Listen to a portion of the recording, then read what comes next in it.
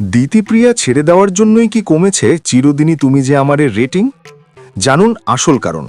এই মুহূর্তে প্রশ্নের মুখে জি বাংলার অন্যতম চর্চিত ধারাবাহিক চিরদিনই তুমি যে আমার।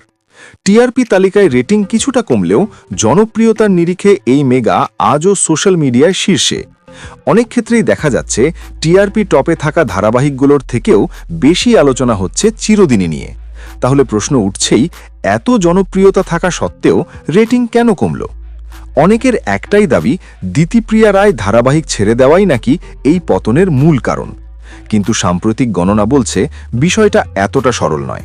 বাস্তবে দেখা যাচ্ছে রেটিং কমার পেছনে বড় ভূমিকা নিয়েছে জিতু ও দিতিপ্রিয়ার ফ্যানদের মধ্যেকার ইগোর লড়াই। ধারাবাহিকের বিয়ে ট্র্যাক চলাকালীন সোশ্যাল মিডিয়ায় যে পরিমাণ উত্তেজনা ছিল তা অন্য কোনো মেগায় দেখা যায়নি। আর্য অপর্ণার বিয়ের সপ্তাহে ওটিটি এবং সোশ্যাল মিডিয়ায় এই ধারাবাহিকের ছবি ও ভিডিও সবচেয়ে বেশি ভাইরাল হয়েছে।